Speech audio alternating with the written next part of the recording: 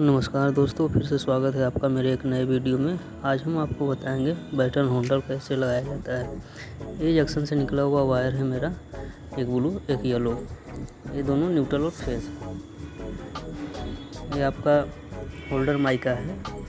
इस माइका से हम तार डाल के निकालेंगे, वायर निकाल लेंगे इसमें से। वायर हमने छील के रखा हुआ है, पहले से जंक्शन से निकला है। इस तरह से इसको निकालेंगे और ये मेरा होल्डर रहा।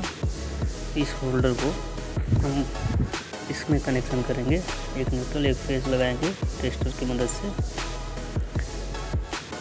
इसके लिए मैं आगे आपको वीडियो में दिखा रहा हूँ। ये इसका पेच रहा, ब्रास पेच। ये होल्डर लगाने के बाद कसा जाएगा इसमें, जिससे जंक्शन के साथ जोड़ा जाएगा इसी पेच के माध्यम से। ये ऊपर का कवर हम निकालेंगे इसका होल्डर का, ये रहा कवर निकालेंगे ताकि हमारा पेच लग जाए। आप देख सकते हैं दोस्तों, कनेक्शन हमने कर दिया है। इसे अच्छी तरह से टाइट कर देंगे, लूज न रहे, न स्पार्क हो। आगे हम देखते हैं, ये होल्डर लगा हुआ है, मैंने पेच भी लगा दिया है। अगर किसी जंक्शन में ब्रश पेच ढीला हो जाता है तो ये टेप थोड़ा सा लगा दिया जाता है, जिससे टाइट हो जाता है स्क्रू। इसको लगाने के बाद हम इस तरह से इसको टाइट करेंगे टेस्टर की मदद से। लग गया मेरा होल्डर।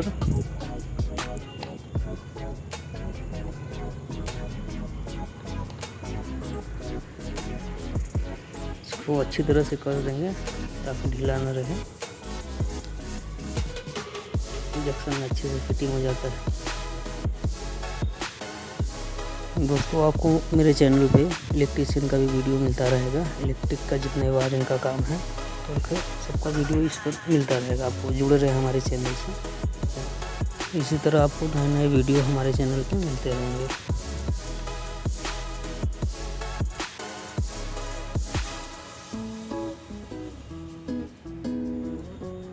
लग चुका इसका कवर है। इसको कवर को घुमाकर अच्छे से लगा दिया जाएगा और फिट हो जाता है इसमें।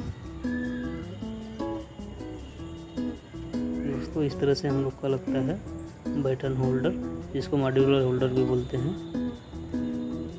वीडियो अच्छी लगी हो तो लाइक, सब्सक्राइब और शेयर ज़रूर करें। मेरे चैनल को सब्सक्राइब ज़रूर करें। धन्यवाद।